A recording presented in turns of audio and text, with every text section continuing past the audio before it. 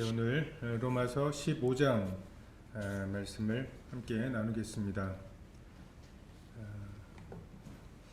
로마서 15장은 뭐 특별한 교리적인 논증이나 뭐 이런 것들보다는 사도 바울의 어떤 계획을 이야기하고 마지막으로 로마 교회 가운데 유대인과 이방인들 참 이들이 어떻게 서로 좋아하고 지금 사도 바울이 선교하고 있는 이런 이제 선교 사역 보고가 추가되어 있고 앞으로의 계획이 추가가 되어 있습니다. 15장 1절에서 3절까지를 보면 믿음이 강한 우리는 마땅히 믿음이 약한 자의 약점을 담당하고 자기를 기쁘게 하지 아니할 것이라. 우리 각 사람이 이웃을 기쁘게 하되 선을 이루고 덕을 세우도록 할지니라. 그리스도께서도 자기를 기쁘게 하지 아니하셨나니 기록된 바 주를 비방하는 자의 비방이 내게 미쳤나이다 함과 같으니라. 14장의 주된 내용이었죠. 여기서도 믿음이 강한 자에 대해서 14장에서 믿음이 연약한 자를 어떻게 해야 될지를 말씀하고 계시는데, 여기서 믿음이 강한 우리는, 성경에 여러 이야기들이 있고 또 명령들이 있을 때 그럼 이걸 누가 먼저 해야 되느냐, 에베소서의 남편과 아내에 대한 아름다운 말씀들을 가지고도 우리가 서로 싸우는 이유가 네가 사랑받을 만 해야 사랑하고 네가 머리 같아야 존경하고 뭐 이렇게 말씀을 이용해서 싸우기 시작하면 참 그것도 난감한 노릇입니다. 근데 여기에도 교회 내에서 믿음이 연약한 자 그리고 강한 자, 뭐 먹을 수 있는 자 없는 자, 이런 사람들이 섞여 있을 때 그럼 누가 먼저 이런 의무들을 해야 하느냐? 성경에서는 분명히 믿음이 강한 자가 이 일을 시작해야 된다는 것을 말씀하고 있습니다. 그리고 신령한 자, 갈라디아서에 보면 신령한 너희는 온유한 심령으로 그러한 자를 바로잡으라고. 그래서 정말 하나님께서 은혜를 베푸셔서 강하게 하신 자, 신령한 자, 그리고 큰 자가 작은 자를 섬긴다고. 먼저 큰 자가 시작해야 하고, 그래서 이 교회라고 하는 곳, 이곳에서는 그러니까 바울 사도님 지금 누가 잘한 거고 누가 잘못된 겁니까? 할 일을 해야 됩니까? 말아야 됩니까? 지금 우리가 율법에 대해서 어느 선까지 그러면 지켜야 됩니까? 율법은 완전히 없어진 겁니까? 아주 명확하게 좀 선을 그어주시고 예스 노로 대답해 주십시오 라고 말하는 사람들에게 사도 바울은 이건 옳고 그름을 명확하게 잘 가르는 것이 교회 생활이나 경건한 삶의 관건이 아니다. 강한 자, 신령한 자, 또는 주님 앞에서 어떤 권리가 있는 자, 내가 유대인들이 없었을 동안에 우리가 얼마나 힘겹게 이 교회를 이끌어왔는데 돌아와가지고서는 자기 교회라고 말하냐. 너희가 들어오기 전에 우리가 애초에 주인이었다. 이런 권리들을 주장하기 시작하면은 한이 없습니다. 근데 강한 자, 신령한 자, 그 권리를 가진 자가 온유하게, 그리고 자기의 권한을 자기를 위해서가 아니라 다른 사람의 기쁨을 위해서 사용할 때 이 교회가 세워져 가는, 그렇게 하려면 나는 소비가 돼야 되죠. 나의 자존심이나 내가 의롭다고 여기는 것들, 이런 것들에 대해서 내가 포기할 생각과 마음이 없이는 이런 것이 불가능해집니다. 약점을 담당하라고. 우린 저 사람이 어떤 약점을 있는지 그것에 대해서는 거의 자동적으로 파악을 하게 됩니다. 우리는 우리 자신을 노력해서 무언가를 갖춰서 높아지는 이거보다는 다른 사람의 약점을 지적해서 그 사람을 끌어내림으로 상대적으로 내가 올라가려고 하는 이러한 습성들이 있기 때문에, 나보다 조금 잘난 사람이 있으면 시기하고 나보다 좀 못난 사람이 있으면 이제 자랑하는 이러한 저희들의 악함이 있죠. 근데 성경은 그 사람의 약점을 지적하거나 비판하거나 판단하지 말고 정죄하지 말고 담당하라고 말합니다. 그러니까 우리가 보면 저 사람은 이거는 좋은데 이거는 안 좋아 라고 하는 게 분명히 있죠. 근데 이게 안 좋아 라고 하는 그 부분을 내가 감당해야 된다는 거죠. 교회 내에서 배운 사람이 배우지 못한 사람을, 강한 사람이 약한 사람을, 더 가진 사람이 덜 가진 사람을, 이게 하나님의 법입니다. 예수님께서 우리를 그렇게 대하셨죠. 우리의 약점을 주님의 것으로, 날마다 우리의 짐을 지시는 하나님을 생각해 볼 때 우리의 허물 때문에 주님이 대신 찔리셨고, 정말 저들이 하는 것을 사여 주십시오, 그들이 하는 것을 알지 못한다고 이렇게 변명해 주시는 게 우리의 약점을 감당하시는 하나님의 방법이었습니다. 부활하신 예수님을 만났던 제자들이 다시 물고기 잡으러 갔을 때에도 그들을 책망하거나 정죄하시기보다는 조반을 만들어서 고기를 잡지 못했던 제자들에게 우편으로 그물을 내리라고, 그래서 153마리의 고기를 잡게 하시고 그 고기를 가지고 오라고 그렇게 이야기하십니다. 모인 곳에 함께 있지 않아서 믿지 못하던 도마에게 내 옆구리와 이 못자국에 손을 넣어보라고 그의 연약함을 도우십니다. 그래서 우리가 어떻게 하면 그 사람의 약점을 정죄하지 않고 받을 수 있을까?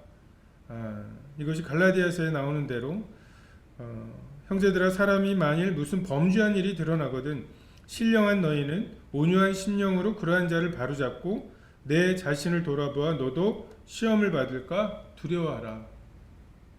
우리도 동일한 그런 약점을 가진 자로서 약점 가진 자를 대할 때에만 진정한 의미에서의 온유함, 그리고 그의 약점을 감당할 수 있는 그런 마음이 생기는 것 같습니다. 그러니까 우리는 재판석에 있고 피고인석에 있는 사람을 대하거나 이러한 자세로는 그의 약점을 감당하기가 어렵습니다.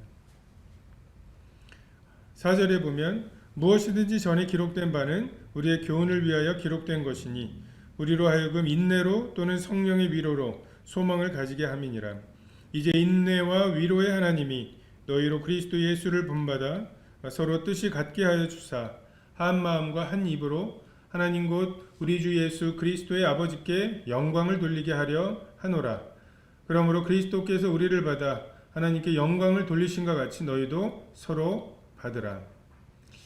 인내와 위로의 하나님, 고린도전서에도 위로의 하나님에 대해서 말씀하십니다. 참 위로가 필요하다라고 말하는 시대인 것 같습니다. 아프니까 청춘이다부터 시작해서 굉장히 위로받고 힐링이 필요하다고 하는 그런 많은 사람들이 있습니다. 근데 그 사람들이 안타깝게도 이 위로의 하나님에게 와서 소망을 구하지 아니하고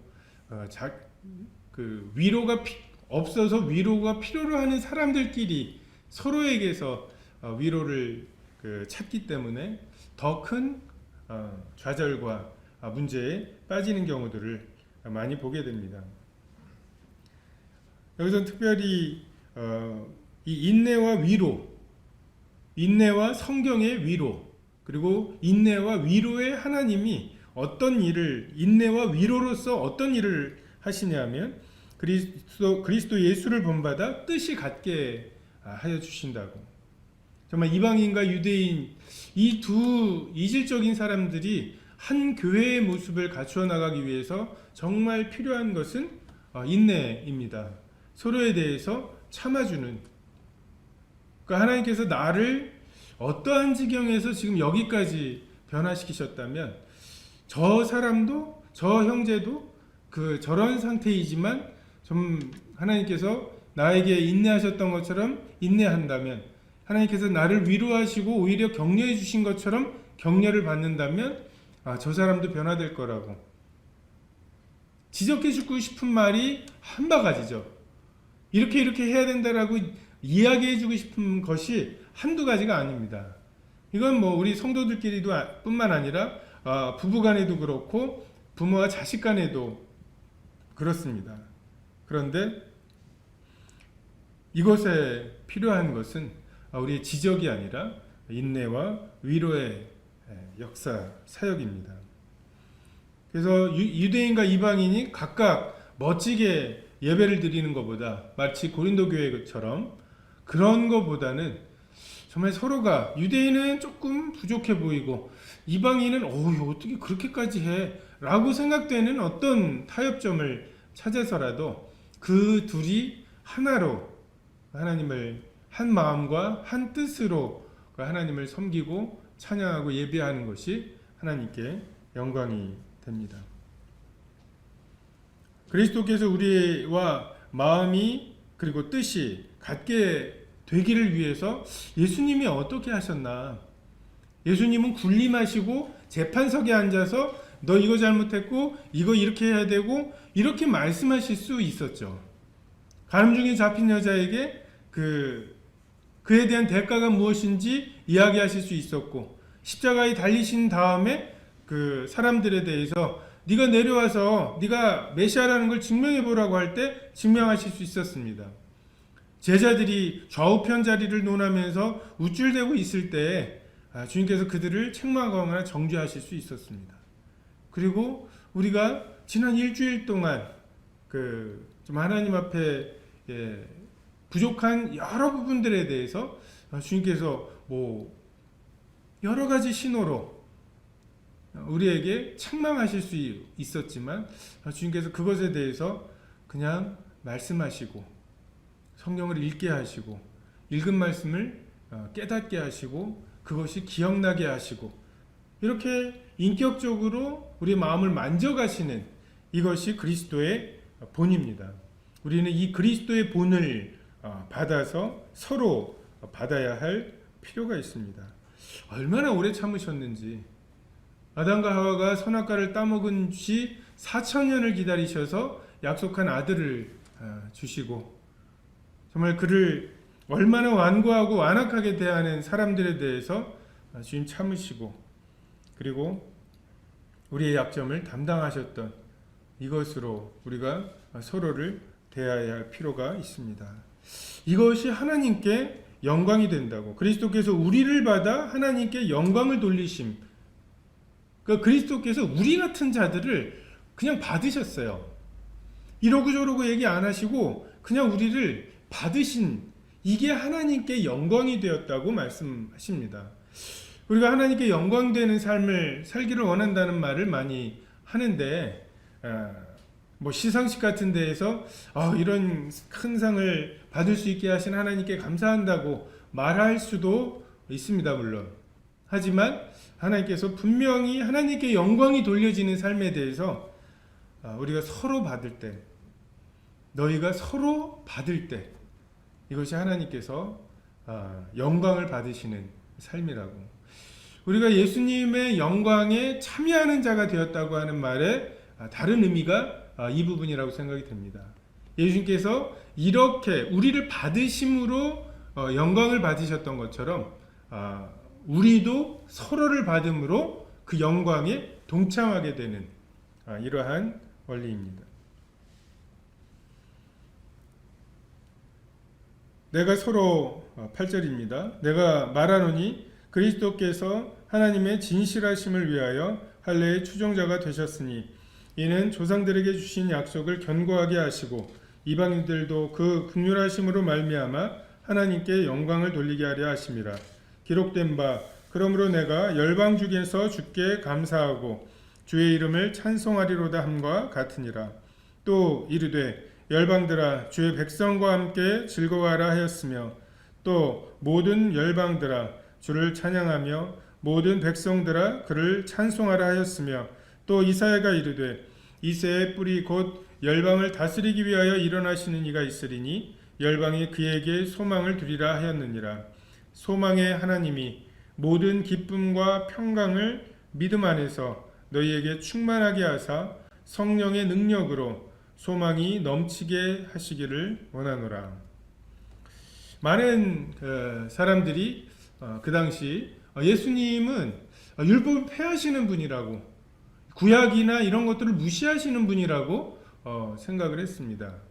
그리고 실제로 율법에서 해방되었던 사람들이 반대로 방종하거나 무법을 주장하는, 하나님의 인도하심을 받고 성령의 인도하심이 있는 거지 자유가 있는 거지 거기에 뭔가 다른 것이 섞이면 안 된다, 막 이런 것들을 주장하면서 그냥 나는 하나님에게서 뭔가 신령한 무언가를 받았고 어떤 경험을 했다고 하는 영지주의적인 이런 사람들도 그 당시에 있었고, 그래서 그러한 공격들을 많이 받았습니다.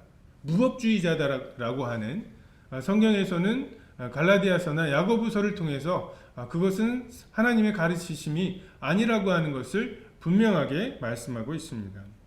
지금 로마서 15장 8절부터 바울도 이 부분에 대해서 이야기하고 있습니다. 예수님은 할례의 추종자로 오셨다. 할례나 제사나 이러한 것들을 폐하러 오신 분이 아니라 오히려 그것을 온전히 세우시고 완전하게 하시는 이러한 주님의 사역에 대해서 말씀하고 계시고, 그래서 유대인과 이방인이 하나가 되어서 교회를 이루고 그들이 둘이 하나가 되어서 하나님께 찬양을 드리고 한 마음과 한 입으로 한 뜻이 되어서 하나님을 섬기는 것이 이방인은 그런 약속의 외인이 아닙니까? 율법에는 이방인들을 위한 말씀이 없지 않습니까? 이거는 선민인 우리들에게만 하시는 말씀이 아닙니까? 라고 하는 사람들에 대해서 아니라고, 여기에 인용된 여러 구절들을 통해서 열방에 대한 하나님의 약속이 있음을 말씀하고 계십니다. 로마서에도 하나님은 홀로 유대인의 하나님뿐이시뇨 또 이방인의 하나님은 아니시뇨 진실로 이방인의 하나님도 되시느니라. 전에 뉴질랜드의 윤현민 형제 이세훈 자매 가정에 방문했을 때 거기서 예배를 드리는데 저희보다 한 2시간 정도 앞서서 예배를 드립니다. 근데 곰곰이 생각해 보니까 지구가 있으면 이제 날짜 변경선이 있죠. 뉴질랜드가 날짜 변경선에서 제일 가까워요. 그래서 거기가 제일 해가 빨리 뜨는 때입니다. 그러니까 거기 시간으로 10시부터 예배를 드리고 그러면 그 다음 시간대에서 또 예배를 드리고 2시간 후에 서울에서 예배를 드리고 이렇게 해서 지구가 이렇게 한 바퀴 돌면서 그 시간에 맞춰서 하나님은 하루 종일 예배를 받으시겠구나 라는 생각을 했습니다. 하나님께서 이 열방의 예배, 정말 이 열방들이 자기의 언어로 드리는 예배, 정말 영어를 사용하는 사람들이 드리는 예배와 이 한국말을 사용하는 사람들이 드리는 예배는 조금 다른 면이 있는 것 같습니다. 영어는 뭔가 좀 이렇게 논리적인 면이 있다면 한국말은 굉장히 좀 감성적인 면들이 좀 많이 있는 것 같습니다. 번역해 놓으면 되게 조금 다른 의미가 강조되는 면들이 있고, 그래서 참 하나님께서는 이 열방을 통해서 예배를 받으시는 분이시다. 이방인이 주의 백성과 함께 즐거워할 것이고 이방인들이 이새의 뿌리이신 예수님께 소망을 둘 거라고 예언되어 있고, 솔로몬은 그래서 이 성전을 만들 때 주의 백성 이스라엘에 속하지 않은 이방인들에게 대하여도 그들이 주의 큰 권능과 능한 손과 펴신 팔을 위하여 먼 지방에서 와서 이 성전을 향하여 기도하거든. 정말 그 성전이 유대인들을 위한 것들 뿐만 아니라 정말 먼 곳에서 주님의 어떠하심을 듣고 와서 기도하거든 들어달라고 하는, 이게 성전의 의미였고, 그래서 그 성전에 이방인의 뜰이 있죠.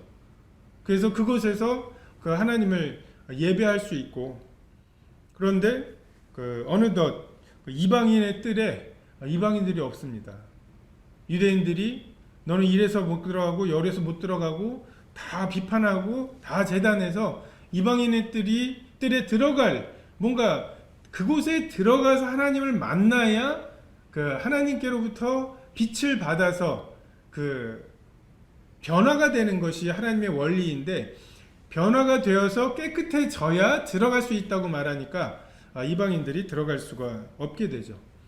그래서 예수님 당시에 보면 이에 가르쳐 이르시되 기록된 바 내 집은 만민이 기도하는 집이라 칭함을 받으리라고 하지 아니하였느냐. 너희는 강도의 소굴을 만들었도다. 이방인의 뜰은 더 이상 성전에서 소용이 없는, 별 의미가 없는 곳이 되어버렸고, 그렇다면 멀리서 오는 유대인들이 소를 몰고 오거나 할 수 없으니까 하나님께 드릴 소나 양, 재물을 사고 팔 수 있는 곳으로 하는 게 더 낫지 않겠느냐 라고 하면서 이방인의 뜰이 강도의 소굴이 되어 버렸습니다. 하나님께서는 아브라함을 불러서 굳이 이스라엘, 지금의 가나안 이스라엘 땅에 두셨습니다. 지도를 보면 정말 유럽과 아시아와 아프리카 다 가운데 있죠. 그 육지로 서로가 교통을 하려면 가나안 땅을 통과하지 않을 수가 없습니다. 이 나머지는 사막이고요. 그래서 지금처럼 하루에 차로 왔다 갔다 할 수 없다면 그곳에 하루라든지 이틀이라든지 머물게 될 거고, 그러면 하나님께서 정말 그곳에 이스라엘 백성에게 여러 절기들과 또 안식일과 이런 규례들을 통해서 지금 떠나면 그곳에 유대인의 안식일이고 유대인의 유월절이고, 그러면 사고 팔지도 않고 하기 때문에 불편할 거야. 안식일이 뭐야? 유월절이 뭐야? 걔네들은 하면서 뭔가 하나님을 섬기고 이러는 것들을 일주일에 한 번을 쉬어? 그럼 장사는 뭐하러 하고? 어떻게 하고? 이런 얘기들을 할 때 정말 내가 왜 장사를 하는지, 왜 돈을 버는지, 왜 먹고 살려고 장사를 한다고 하는데 정말 먹고 사는 목적은 또 무엇인지, 이런 것들을 하나님께서 이스라엘을 통해서 말씀하고자 하셨죠. 근데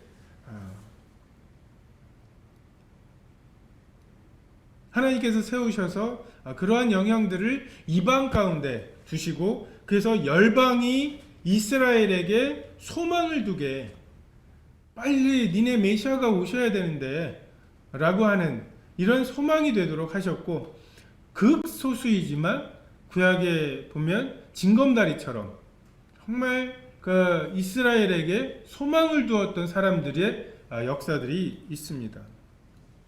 아브라함과 이삭, 야곱, 요셉을 보면 정말 그를 만나는 사람들이 하나님이 너와 함께 하신다.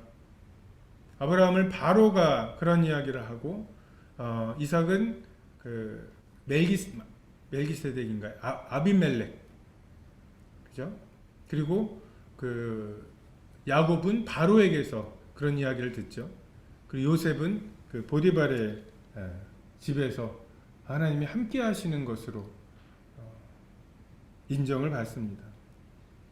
바로는 강팍했지만 그것을 통해서 오히려 하나님의 어떠하심이 드러났고, 그래서 출애굽하고 안악자손들을 보고 가데스 바네아에서 이스라엘 백성들이 낙심했을 때, 그래서 40년간 광야 생활을 하게 됐죠. 근데 놀랍게도 그 당시로부터 출애굽을 하고 애국 군대가 수장을 당하고 홍해가 갈라지는 것을 본, 정말 그때로부터 벌써 40년이나 지났음에도 여리고성의 기생이었던 라합은 하나님을 두려워했습니다. 그리고 기브온 사람들은 이스라엘 백성들에게 거짓 항복을 하고, 그렇게 하면 자기가 그들의 종이 되어야 되는데 그것을 기꺼워하면서 종이 되었습니다.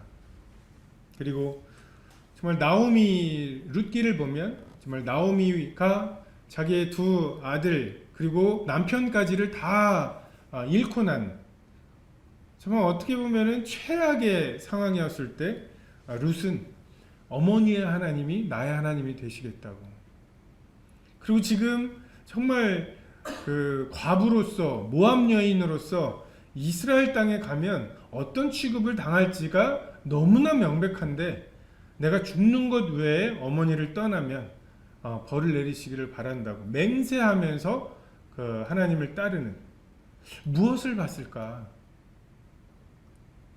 하나님께서 무엇을 보여주셨을까? 열방이 이스라엘에게 소망을 둔 것이죠. 다니엘과 세 친구의 경우가 그러하고, 정말 말라기서가 쓰여진 이후로 400년이 지나서 이제 약속을 받았다고 하는 사람들조차도 다 잠들어 있을 때, 메시아가 진짜 오시겠어? 라고 생각하고 있을 때, 그때 이스라엘 백성들이 바벨론의 포로가 되고, 그래서 그 포로로 잡혀간 곳에서 너희들의 구약 성경을 우리가 알아들을 수 있게 번역해봐라. 그래서 바벨론의, 페르시아의, 헬라로 넘어간 이 상태에서 헬라어로 그 번역이 된 게 70인역이죠. 근데 그것을 읽고 메시아가 오시겠네. 저 별이 심상치 않네. 하고 동방에서 박사들이 그 별을 보고 쫓아왔던, 오히려 그 땅에 와서 유대인의 왕으로 오신 자가 누구냐고 할 때 이스라엘은 소동했죠. 근데 그들은 그 메시아의 별을 알아보았습니다. 만군의 여호와가 이르노라. 해 뜨는 곳에서부터 해 지는 곳까지의 이방 민족 중에서 내 이름이 크게 될 것이라. 각처에서 내 이름을 위하여 분향하며 깨끗한 제물을 드리리니 이는 내 이름이 이방 민족 중에서 크게 될 것임이라. 하나님께서는 이스라엘을 통해서만 일하신다고 말씀하시지 않고 계속해서 이방에 대해서 말씀하시죠. 선지자들이 말한 것을 더디 믿는 자들이라고 책망을 받았는데 참으로 그렇습니다.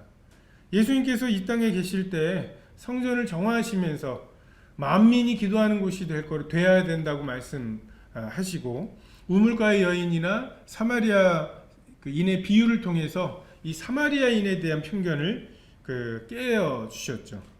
그리고 거라사 광인, 그리고 수르보니게 여인, 그리고 백부장의 사건들을 통해서 지금 오히려 이스라엘 백성들을 부끄럽게 하시는 이러한 일들을 많이 하셨습니다.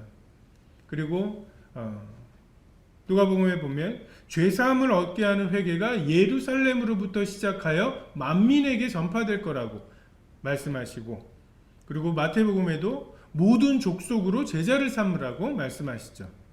그리고 성령이 임하시면 예루살렘, 온 유대, 사마리아 땅끝을 분명하게 말씀하십니다. 근데 제자들이 어려웠어요. 그 말씀을 듣고도. 베드로가 보자기에 달아내리는 그 부정한 짐승들에 대한 그 환상을 보고서야 고넬료에게 복음을 전하러 갔습니다. 그리고 왜 이방인과 식사했느냐고 추궁을 당하고, 갈라디아서에도 보면 야고보에게서 온, 예수님의 형제였던 야고보에게서 온 사람들이라고 하는 사람들, 굉장한 압력이 되었습니다. 그래서 이방인들과 식사하다가 황급히 피하게 되는 이러한 사건들이 있죠. 유대인과 이방인의 조화는 정말 성령의 위로와 또 인내와 그리고 소망으로 역사해 주시지 않으면 이루어질 수 없는 것들입니다. 이방인과 유대인이 정말 서로가 서로를 필요로 하게 되고 서로가 서로에게 얽히게 되게 만드셔서 그냥 서로가 사이좋게 지내라가 아니라 유대인이 없으면 이방인이 없고 이방인이 없으면 유대인이 없는 수준의 이 몸의 하나됨을 주님께서 원하시죠. 유대인은 이방인들에게 영적인 것으로 공급을 하는 역할을 하고, 이방인은 궁핍해진 유대인들을 위해 육적인 필요를 실제적으로 채워주는 것을 통해 서로가 엮이게 하십니다. 에베소서에 나오는 대로 정말 서로 도움을 받음으로 연결되고 결합된다고 말씀하시죠. 14절에 내 형제들아 너희가 스스로 선함이 가득하고 모든 지식이 차서 능히 서로 권하는 자임을 나도 확신하노라. 그러나 내가 너희로 다시 생각나게 하려고 하나님께서 내게 주신 은혜로 말미암아 더욱 담대히 대략 너희에게 썼노니 이 은혜는 곧 나로 이방인을 위하여 그리스도 예수의 일꾼이 되어 하나님의 복음의 제사장 직분을 하게 하사 이방인을 제물로 드리는 것이 성령 안에서 거룩하게 되어 받으심 만하게 하려 하심이라. 자, 이방인의 사도로서 바울은 유대인과 이방인을 화해시키기 위해 오히려 양쪽으로부터 비방을 받습니다. 사도 바울이 전했던 복음은 십자가의 복음이죠. 유대인들은 거리끼는 것이고 헬라인들에게는 미련한 것입니다. 하지만 사도 바울은 유대인들에게는 이방인을 변호해주고 또 이방인들에게는 유대인들의 율법을 가르치고 그래서 서로 사이에 중보가 되었습니다. 이것이 일꾼의 역할이죠. 자기 편에게 가서 싫은 소리를 할 수 있는 게 인도자입니다. 우리가 보통 정치꾼하고 정치가를 나누는 게 그렇죠. 국민들에게 뭔가 고통스러운 것을 설명하고 인기 없는 일을 하지만 결국은 국가적으로 좋은 것을 하는 것이 정치가라면 이 말을 하면 사람들이 내게 표를 주겠다. 이 말을 하면 내가 다음번에 또 당선이 되겠구나. 이게 이제 정치꾼인 것처럼 자기 편에게 가서 환영받지 못할 말들을 하는 것. 그래도 너희가 받아야지. 너희가 그들을 약점을 담당해야지. 주님이 그러셨잖아. 라고 말하게 되는 것이 일꾼입니다. 이와 달리 압살롬은 백성들의 마음을 노력해서 자기의 것으로 삼았습니다. 복음의 제사장이라고 바울은 자기 자신을 표현합니다. 구약의 제사장과 달리 이제 복음의 제사장, 이 복음의 제사장의 제물은 사람들입니다. 계시록에도 그들이 새 노래를 불러 이르되 두루마리를 가지시고 그 인봉을 떼기에 합당하시도다. 일찍이 죽임을 당하사 각 족속과 방언과 백성과 나라 가운데에서 사람들을 피로 사서 하나님께 드리시고 예수님께서는 더 이상 소나 양 이런 제물의 피로 하나님을 섬기는 것이 아니라 자기의 피로 이방인들을 사셔서 피로 사신 사람들을 하나님께 드리시는, 그래서 로마서 12장 1절에도 거룩한 산제물로 말씀하시죠. 더 이상 죽은 제물이 아니라 살아서 하나님을 섬기는 그러한 제물을 말씀하십니다. 지금은 그 이방인의 제물의 수가 아직 차지 않아서 하나님께서 이 땅에 보복하시는, 보수하시는 일을 미루고 계신 때입니다. 은혜의 때이죠. 17절입니다. 그러므로 내가 그리스도 예수 안에서 하나님의 일에 대하여 자랑하는 것이 있거니와 그리스도께서 이방인들을 순종하게 하기 위하여 나를 통하여 역사하신 것 외에는 내가 감히 말하지 아니하노라. 그 일은 말과 행위로, 표적과 기사의 능력으로, 성령의 능력으로 이루어졌으며 그리하여 내가 예루살렘으로부터 두루 행하여 일루리곤까지 그리스도의 복음을 편만하게 전하였노라.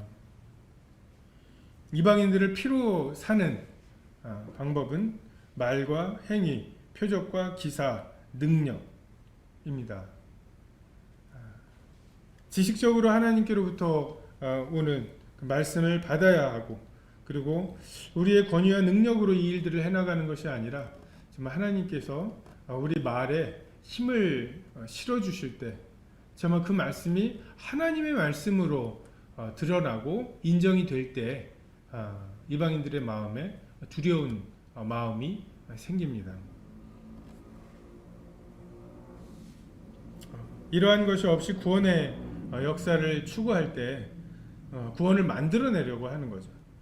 교리를 정교하게 다듬고 만들어서 그 교리를 지식적으로 인정하게 되는 것이 그냥 그의 믿음에 충분한, 그러니까 성령의 역사나 성령의 능력, 그리고 말씀이 그 속에 들어가서 일으키는 역사가 아니라 그냥 지적인 동의에서 나오는 변화를 요구하곤 합니다. 우리가 지금 어려운 때이지만 이 말씀을 의지해서 우리가 꿋꿋하게 말씀을 전파할 때 정말 하나님께서 그 말씀에 어떻게 덧입혀 주시고 그 말씀이 어떻게 역사하게 하실지 모르죠. 그리고 우리보다 훨씬 더 어려웠던 시기들을 믿음의 선배들이 다만 이 복음을 말씀을 전하고 그 말씀을 하나님께서 사용해 주시도록 구할 때 하나님께서 정말 간절히 찾는 자를 찾으시는, 그리고 그에게 그 주님의 능력을 베푸시는 약속을 이루셨고 우리에게도 이루어 주실 것입니다. 20절에 또 내가 그리스도의 이름을 부르는 곳에는 복음을 전하지 않기를 힘썼노니 이는 남의 터 위에 건축하지 아니하려 함이라. 기록된 바 주의 소식을 받지 못한 자들이 볼 것이요 듣지 못한 자들이 깨달으리라 함과 같으니라. 그러므로 또한 내가 너희에게 가려 하던 것이 여러 번 막혔더니 이제는 그 지방에 일할 곳이 없고 또 여러 해 전부터 언제든지 서바나로 갈 때 너희에게 가기를 바라고 있었으니 이는 지나가는 길에 너희를 보고 먼저 너희와 사귐으로 얼마간 기쁨을 가진 후에 너희가 그리로 보내주기를 바람이라. 사도 바울의 사역의 원칙과 방향입니다.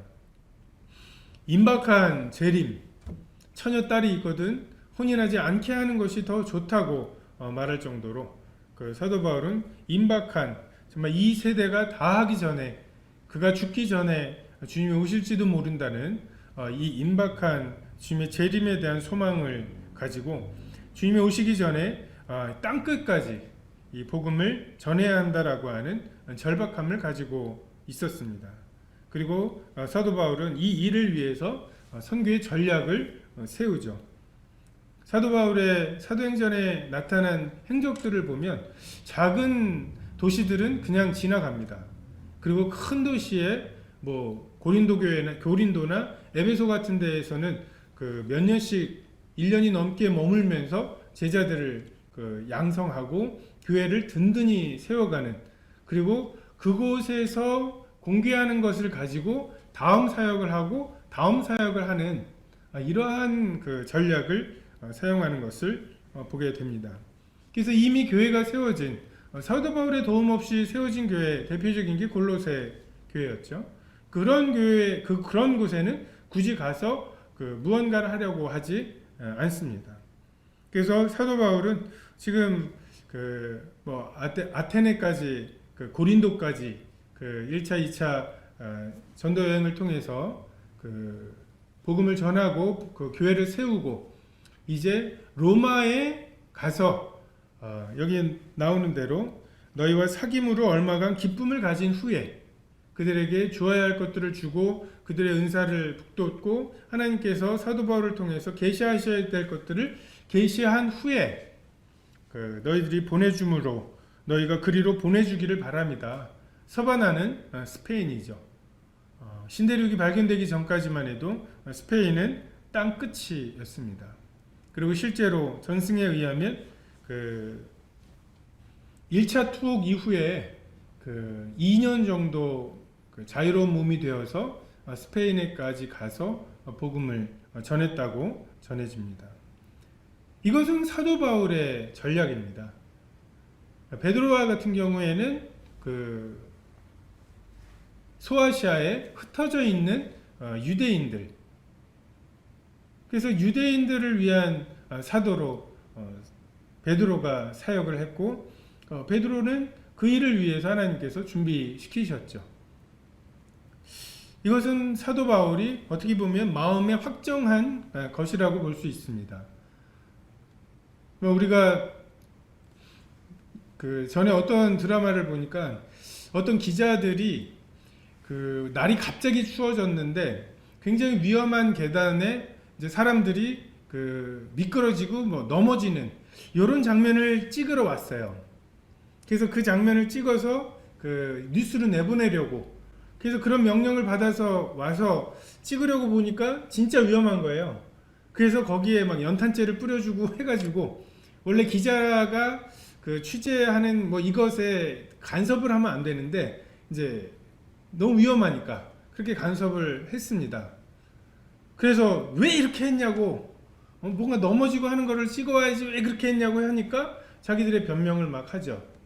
그때 이제 고참이 하는 이야기가, 만약에 니네가 그렇게 미끄러지는 모습을 찍어왔다면 그게 뉴스를 통해서 방송이 나갔을 거고, 그럼 그 방송을 본 사람들, 특히 그 구청이나 이런 사람들이 나와서 더 이상 그런 일이 그것뿐만 아니라 그렇게 위험한 것들을 뉴스에 혹시 나갈까봐 두려워해서 제대로 정비를 했을 거라고. 그래서 정말 어떤 사람은 아니 그래도 당장 저 할머니가 넘어지게 생겼는데 이것에 집중하는 사람들이 있고, 어떤 사람은 지금 있는 그대로를 찍어서 거짓말을 하면 안 되겠죠. 자기가 물을 뿌려서 얼린 다음에 하는 것은 부정한 방법이지만 넘어지는 모습을 찍어서 기자로서의 어떤 본분을 다하는 게 더 큰 공익이라고 말하는 것, 이것에 대해서 우리가 무엇은 맞고 무엇은 틀리다고 말할 수는 없습니다. 사도 바울도 아니 작은 도시에는 사람들이 없냐고, 작은 도시에는 지금 죽어가는 사람이 없냐고, 여기에서 1년을 복음 전할 거를 그런 곳을 두루두루 다니면서 한 달씩 복음을 전했으면 더 많은 곳에 복음을 전할 수 있지 않았겠냐라고 그렇게 말할 수도 있고, 실제로 그렇게 했던 사람들도 있었을 것입니다. 사도행전에 보면 바나바와 바울이 서로 노선이 달라서 갈라지는 모습들을 보게 되죠. 그런 사도 바울의 어떤 전략적인 면들, 이런 것이 바나바는 좋은 사람이잖아요. 착한 사람. 착한 사람으로서의 바나바는 그것을 받기는 좀 어려웠던 것 같습니다. 사실 우리가 동역하면서 그러한 것들로 부딪히는 경우들이 생각보다 많아요. 같은 시간에 무슨 말씀을 전할 거냐, 같은 돈으로 그럼 이걸 어디에도 우선순위로 쓸 거냐, 이것이 둘 다 선한 것의 싸움이기 때문에 그렇습니다. 근데 하나님께서는 사도 바울에게 이러한 마음을 주셨고, 사도 바울은 이렇게 자기의 삶을 주께 드렸습니다. 우리는 우리들의 지혜대로 할까봐, 성령님의 지혜가 아니라 우리들의 지혜대로 할까봐 또 두려워합니다. 그리고 좀 거룩해야 되고 정결하게 이런 것에 또 집중을 할 때가 있죠. 근데 성경에서는 뱀처럼 지혜롭고 비둘기처럼 순결함, 이 두 가지에 대해서 말씀하시죠. 달란트의 비유에도 보면 착한 것과 충성된 것을 두 가지 다 우리에게 찾으십니다. 근데 우리는 깨끗했으니까 수도사들이 그렇게 말하겠죠. 근데 그것은 하나님의 법이 아닙니다. 우린 둘 중에 하나, 그냥 깨끗하기만 하고 말씀대로만 하는 삶과, 그러니까 세상과 단절되어서 이런 걸 추구하는 거나, 아니면 세상에 영합하는 것, 이 양 극단은 쉽습니다. 근데 요것에 균형을 잡기가 어려워요. 육지에서 물에 안 빠지려고 육지에 가 있는 것도 안전한 것이지만, 육지에서는 물고기를 잡을 수는 없죠. 근데 물속에 들어가서 물고기를 잡으려고 하는 것도 어리석은 거고, 주님께서는 낚시를, 그물을 던지는 것을 말씀하시죠. 분리되어 있으면서 그들 몇몇을 낚는. 근데 우리가 이러한 면에 있어서 너무 막 이렇게 한쪽으로 치우치려고 하는 그런 성향이 있습니다. 그래서 그러한 것들이 균형을 잡으려면 결국은 진짜 어떤 때에는 좀 더 물가로 가야 되고, 어떤 때에는 너무 물에 가까이 갔으니까 나와야 되고, 이게 균형을 맞춰야 돼요. 그러려면 계속해서 서로 이야기하고 맞춰가고 하는 것들이 필요하죠. 달려갈 길을 마치려 하는 바울의 열심과 열정 그리고 그의 지혜를 우리가 배워야 할 필요가 있습니다. 25절입니다. 그러나 이제는 내가 성도를 섬기는 일로 예루살렘에 가노니 이는 마게도냐와 아가야 사람들이 예루살렘 성도 중 가난한 사람들을 위하여 기쁘게 얼마를 연보하였습니다. 저희가 기뻐서 하였거니와 또한 저희는 그들에게 빚진 자니 만일 이방인들이 그들의 영적인 것을 나눠 가졌으면 육적인 것으로 그들을 섬기는 것이 마땅하니라. 그러므로 내가 이 일을 마치고 이 열매를 그들에게 확증한 후에 너희에게 들렀다가 서원하러 가리라. 내가 너희에게 나아갈 때에 그리스도의 충만한 복을 가지고 갈 줄을 아노라. 연보에 대해서 말씀하시죠. 선교지나 가난한 자들을 위한 연보는 특별히 그들에게 그 시간을 사주는 그러한 역할이 있습니다. 선교사들에게 얼마의 돈을 보낸다는 것은 다만 돈을 보낸다는 뜻보다는 그 선교사가 그 돈을 마련하기 위해서 해야 하는 노동이나 이런 시간들을 우리가 사주는 그런 역할이 있죠. 물론 우리가 그 돈을 벌기 위해서 나의 시간, 사실 시간이 우리의 목숨이죠. 나의 목숨을 들여서 돈을 사고 그 돈을 선교사에게나 필요로 하는 사람에게 주면 그 사람들에게 나의 생명의 일부분을 나눠주는 셈이 됩니다. 이게 교제이죠. 우린 돈에 대한 탐욕과 또는 돈에 대해서 무심하고 금욕적인 이 양극단을 피해야 합니다. 헐벗고 일용할 양식이 없는 사람들에게 배부르게 하라, 덥게 하라 라고 말하는 것은 죽은 믿음이라고 야고보서에서 말씀하시죠. 우리의 보물이 있는 곳에 마음이 있습니다. 정말 주식이 한 주만 있어도 정말 그 주가에 대해서 관심을 갖게 되죠. 그래서 헌금은 믿음의 어떤 척도가 됩니다. 정말 우리에게 돈과 시간은 결코 남아돌지 않습니다. 다른 것들에 대해서는 그냥 흔쾌할 수 있어도 우리의 시간과 돈에 대해서는 고민하게 돼 있습니다. 그래서 그것을 어디에 사용하는지를 보면 우리의 가치관이 나오는 것이죠. 그래서 우리는 불교나 캐톨릭 같은 이런 무소유 이런 것에 현혹되어서는 안 됩니다. 성경은 끊임없이 청지기에 대해서 말씀하시고 법대로 경주하라고 말씀하시죠. 우리는 가정을 이루고 그 가정을 다스리고 그 과정을 통해서 하나님께서 다루시는 것을 통해서 교회 인도자가 되기도 하고 교회 일꾼들이 되기도 하는 이것이 하나님의 학교이고 방법이기 때문에 우리는 재물에 대해서 아무것도 없어야 된다, 초연한 척 하지도 말고, 그렇다고 그 돈이 필요한 것 이상 탐욕을 부리는 것, 탐욕은 우상숭배라고 말씀하시죠. 유대인과 이방인은 이방인들에게 영적인 것으로, 또 이방인들이 유대인의 그 육신의 필요를 채우는 것으로 서로가 서로에게 얽혀 있습니다. 하나님께서 모든 사람을 동일하게 외모나 능력이나 이런 것들을 완전히 동일하게 만들지 않으신 이유가 많이 거둔 자도 남지 않고 적게 거둔 자도 모자라지 않는, 서로가 편차가 있어야 누군가가 누군가에게 그것을 주는 거죠.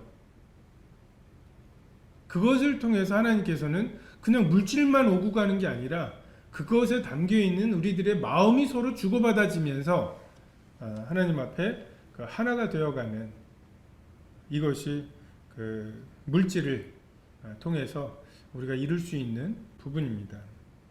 그래서 우리가 성도들을 대할 때, 또는 지금 이 코로나 와중에 서대문 교회는 하나님께서 그래도 많은 성도들을 주시고 외롭지 않도록 하셨지만 정말 작은 교회 이 온라인 방송도 하기가 어려운 그런 이제 교회들이 있죠. 그리고 코로나로 인해서 선교사들도 오고 가지도 못하고 지내는 그러한 경우들이 있습니다. 그리고 그런 분들에게 우리들의 사랑을 표현할 필요가 있고 관심을 표현할 필요가 있습니다. 특별히 그들의 필요에 대해서 그들이 직접 말하기 어려운 부분들이 있을 텐데 우리가 그들의 필요에 대해서 헤아릴 필요가 있습니다. 30절입니다.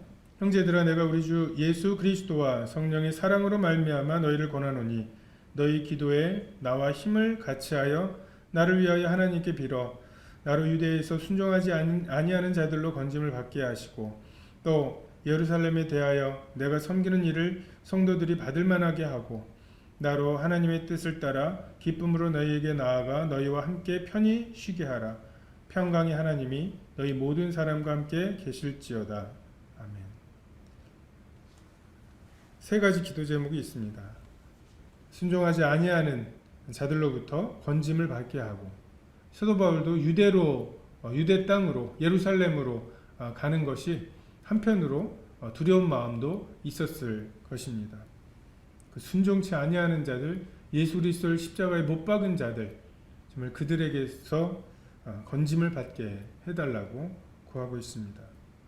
또한 지금 예루살렘에 연보를 가지고 가는데 이 연보가 또 돈이라고 하는 것이 자칫 잘못되면 상대방의 또 자존심이 또 그것 때문에 굉장히 또 어려워질 수도 있습니다.